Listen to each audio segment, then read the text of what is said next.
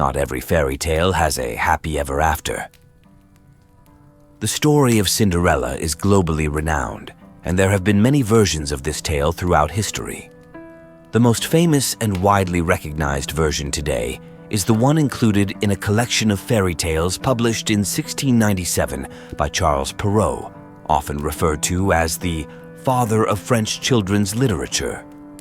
In this version, Perrault introduced iconic elements such as the fairy godmother, the pumpkin carriage, and the glass slipper.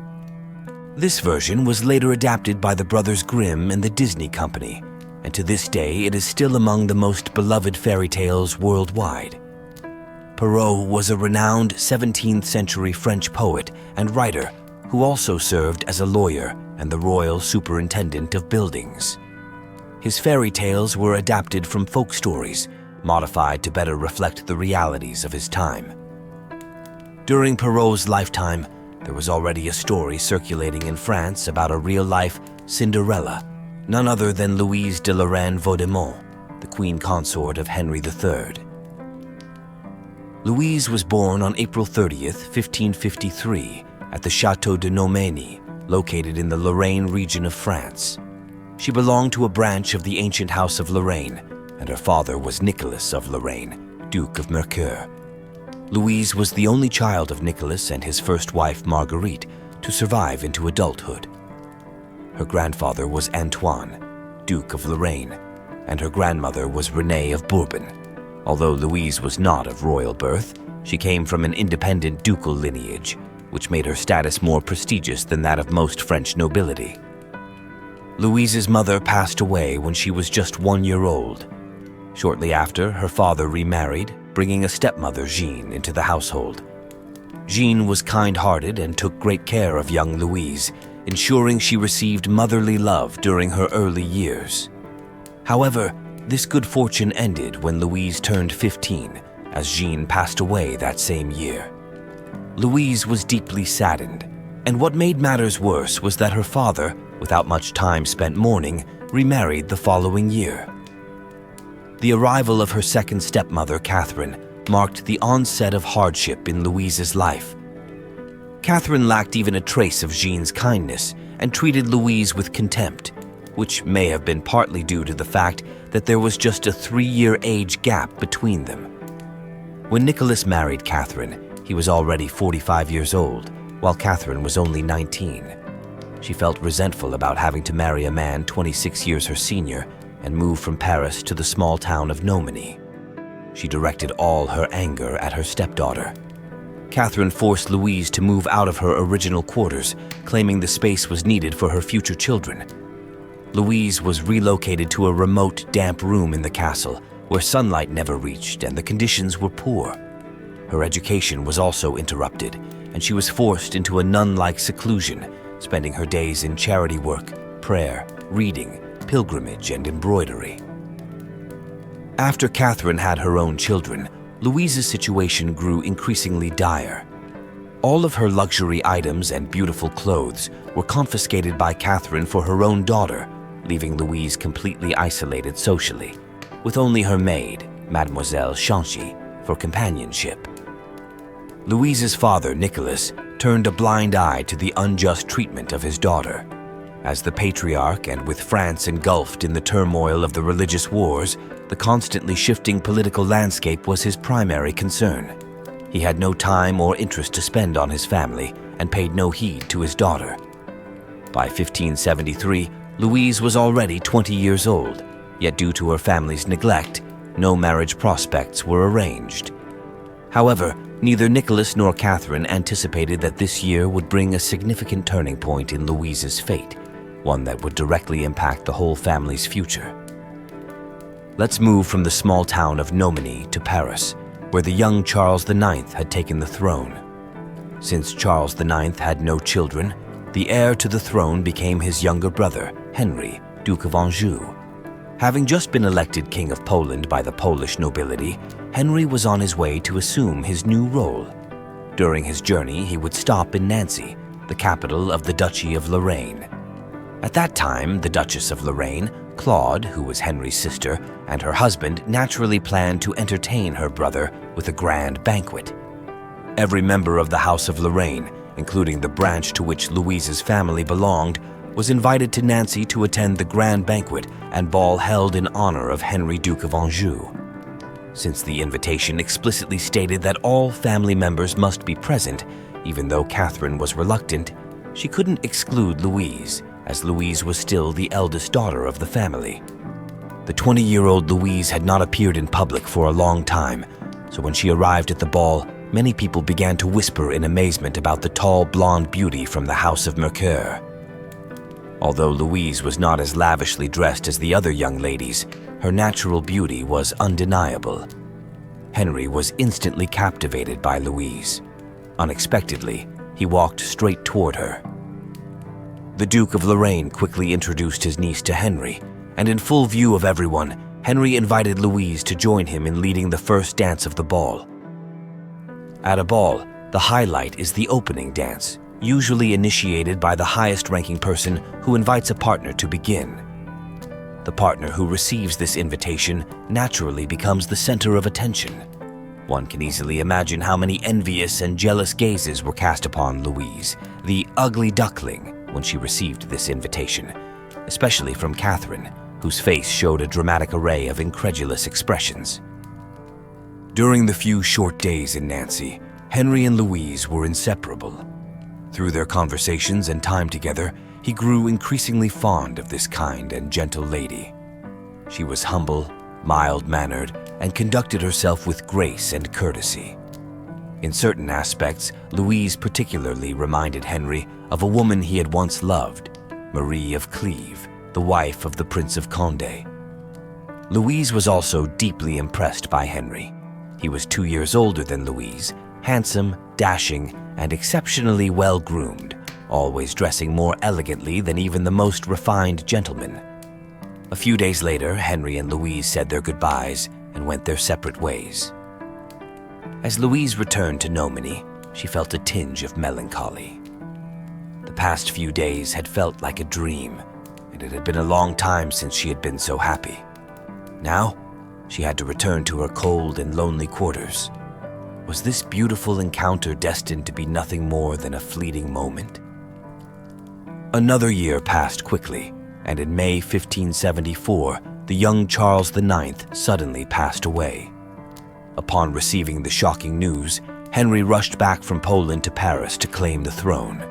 However, before he even reached the city, another devastating news arrived. Marie of Cleves, the woman he had long admired, had died of tuberculosis. This was a severe blow to Henry, who had for many years harbored a platonic love for Marie. He had been planning that once he ascended to the throne, he would at any cost force Condé to relinquish his wife to him. But before his plan could be put into action, Marie had already passed away. Catherine de' Medici, the Queen Mother, comforted her youngest and favorite son, Henry. To be his wife, she promised to find him a princess even more beautiful than Marie and proposed several options for him to consider, but Henry was dissatisfied with all of them. All of a sudden, he remembered the tall blonde girl who resembled Marie, whom he had met a year earlier in Nancy. He had invited her to dance and spent a few pleasant days with her. What was her name again? Louise. In January 1575, Henry informed his mother of his decision. The Queen Mother was deeply disappointed with Henry's choice. She believed that while Louise, as a branch of the House of Lorraine, held a status higher than that of most nobility, she was still slightly inadequate to be the Queen of France. Additionally, unlike herself, Louise would not bring a substantial dowry as she herself did. However, Henry was adamant about his decision, and as an adult king, the Queen Mother had no authority over his decision. Henry announced his choice of queen to the council and immediately instructed his secretary to inform his brother-in-law, the Duke of Lorraine, of the marriage. A few days later, Henry III's ambassador arrived at the Château de Nancy, where he conveyed the king's decision to the Duke and Duchess of Lorraine, and on behalf of the king, formally proposed to Louise's father, Nicholas, and her stepmother, Catherine. Nicholas and Catherine were almost fainting from shock. The surprise was so great that they were nearly speechless. The once neglected Louise had suddenly become the Queen of France, and they had unexpectedly found themselves becoming the king's father-in-law and mother-in-law. Catherine was especially filled with dread. For many years, she had treated Louise with coldness and cruelty, an undeniable fact. Now, with Louise about to soar to unimaginable heights and become the queen of the country, Catherine feared retribution. She decided to quickly make peace with Louise and earn her forgiveness before she left. The morning after returning from Nancy, Catherine dressed in her finest attire and went to Louise's room. Louise, still groggy and confused, looked at Catherine and asked, "What is this all about?" Catherine dramatically performed 3 deep curtsies before Louise. Sitting up in bed, Louise asked, "Is this a joke because I slept in?" Catherine kept her head down, unable to meet Louise's inquisitive eyes. At that moment, Nicholas also entered the room and solemnly informed Louise that the king had come to propose marriage. After delivering the news, he bowed twice to Louise. It was only then that Louise realized this was no joke. It was real. The prince she had been thinking about had come to propose to her. Gently urged by Nicholas, Louise quickly washed and dressed, and then she received the visiting ambassador. The ambassador presented her with an engagement ring from Henry III, and at that moment, Louise felt her eyes well up with tears. 3 days later, Louise, along with her family and the Duke and Duchess of Lorraine, traveled to Reims Cathedral, the historic site of French royal coronations. This time, Henry III decided to hold the wedding ceremony immediately following his coronation. The date was carefully chosen by Henry, as he wanted to crown Louise as Queen of France during the wedding, quelling the incessant gossip about her background. On the way to Reims, Louise received wedding gifts from Henry, a heartfelt love letter, a portrait, and a basket of expensive jewelry. On February 14, 1573, the day after Henry III was crowned king, Louise and Henry were officially married. Before the wedding, Henry III unexpectedly came to Louise's room. He personally dressed her in her wedding gown, embroidered the gown with precious jewels, and even insisted on brushing and styling her hair. Finally, he placed the Queen of France's crown on Louise's head. Louise was immersed in overwhelming happiness, as Henry III appeared to be a thoughtful and caring husband. The wedding took place in the evening at Notre Dame Cathedral of Reims, where the entrance was adorned with golden drapery. Following the ceremony, there was a banquet, a ballet performance, and a court ball. The newlyweds danced the minuet and the galliard, impressing the audience with their grace. The Venetian ambassador, an invited guest at the wedding, was deeply impressed by Louise. The queen is a young princess, around 19 or 20 years old. She is very beautiful, with an elegant posture and a medium build, not needing high heels to enhance her height. Her eyes, though light in color, are full of vitality. Her complexion is fair, and her hair is a light golden color, which pleases the king greatly, as this color is rare in this country where most ladies have dark hair. The queen does not use cosmetics or any other artificial beauty treatments. She is gentle, kind, intelligent, and devout. She is loyal to the king and shows him great reverence.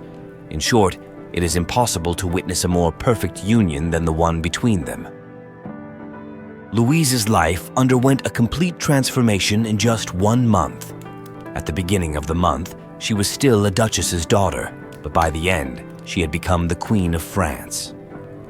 After the wedding, Louise and Henry returned to Paris. Being the Queen of France was a highly esteemed position, but it also came with heavy responsibilities. For instance, managing the court and engaging in charitable work were among her duties. All of this was a great challenge for Louise, who had no experience and had not been educated in these matters. After the fairy tale comes reality, and the harsh reality was that the French court had a very powerful queen mother, Catherine de' Medici. After the wedding, Louise's family gradually departed from Paris, leaving her surrounded by ladies-in-waiting chosen by Henry, all of whom were noblewomen from prominent French families. Louise was not familiar with them and had little opportunity to form deep relationships. Soon, she began to feel the loneliness that comes with being in a high position. Fortunately, in terms of love, their union, based on mutual affection, proved to be a happy one. Louise loved her husband with all her heart. Despite rumors of Henry III being quite flirtatious and licentious, with some court scandals being almost inevitable for a king, he was exceedingly devoted to Louise. He commissioned many luxurious clothes and jewels for her, and even took it upon himself to style her personally. This led to satirical pamphlets of the time, mockingly dubbing him the Queen's personal stylist. Henry also purchased the Château d'Olinville, located near Chartres, for Louise. They were always together, and even though Louise had no interest in politics, Henry often brought her to various political events. Catherine de' Medici, the Queen Mother, also changed her attitude toward her daughter-in-law. She came to see Louise as devout, virtuous, and wise, a true model queen. Later, before her death, Catherine even left a special inheritance to Louise in her will. In contemporary popular culture, Henry III is often stereotypically portrayed as homosexual, but in reality, his sexual orientation is a subject of debate among historians. While he did have several favorites and close companions, there is no direct evidence to prove that he had romantic or sexual relationships with any of them. Some sources suggest that Henry III's alleged homosexual tendencies were blamed for his lack of heirs, but this is an incorrect assumption.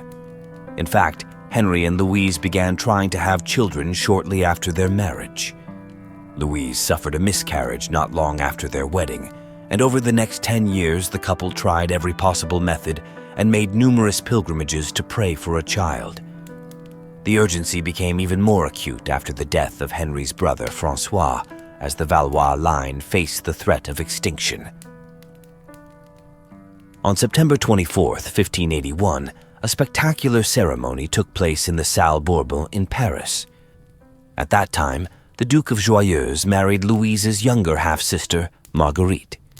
Louise herself actively participated in the performance of the Ballet de la Reine, the Queen's Ballet, for which she hired a team of poets and musicians to create.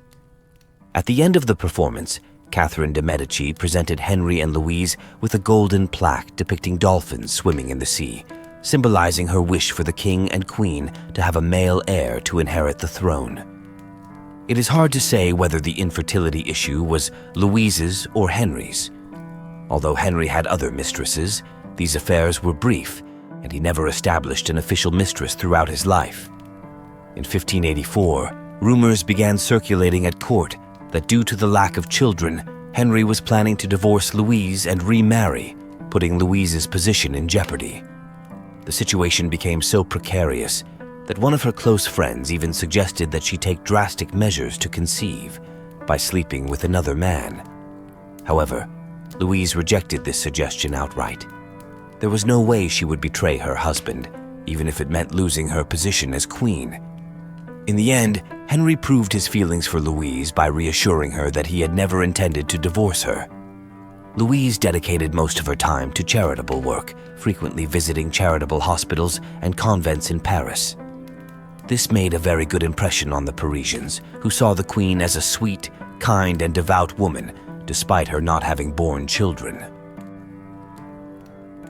In January 1589, Catherine de' Medici, arguably the most powerful queen mother in French history, passed away.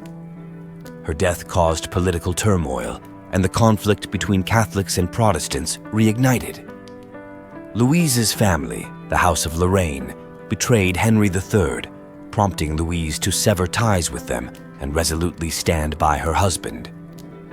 Henry was forced to go to war once again, and at the Château de Chenonceau, he bid farewell to Louise, who was deeply distressed by their separation. On August 1st, while Henry III was preparing to attack Paris in Saint-Cloud, he allowed a fanatical Dominican friar named Jacques Clément into his room. Clément brought false documents, and as Henry was reading them, he stabbed Henry in the abdomen. At first, the wound did not appear to be fatal, and Henry was even able to dictate a letter to Louise, explaining what had happened. However, the doctors soon discovered that the wound had pierced Henry's intestines. As a result, Henry III died on August 2nd. When Louise received the news of Henry's death, she was nearly driven mad with grief. From that moment on, she suffered from severe depression, wore mourning clothes for the rest of her life, and always presented herself with her face veiled in white, earning her the nickname the White Queen. During her time as a widow at the Château de Chenonceau by the Loire River, she decorated the interior as if it were a funeral site, with black drapes, crosses, and other mourning decorations hanging on the walls of her bedroom. After losing her husband, it seemed she also lost her purpose in life, quietly awaiting the inevitable death and always ready to ascend to heaven to reunite with him. In 1601, Louise died at the age of 47. She was buried in a local church, and her remains thus escaped the destruction of the French Revolution. In 1817, her coffin was exhumed and transferred to the Basilica of Saint-Denis, the resting place of French royalty.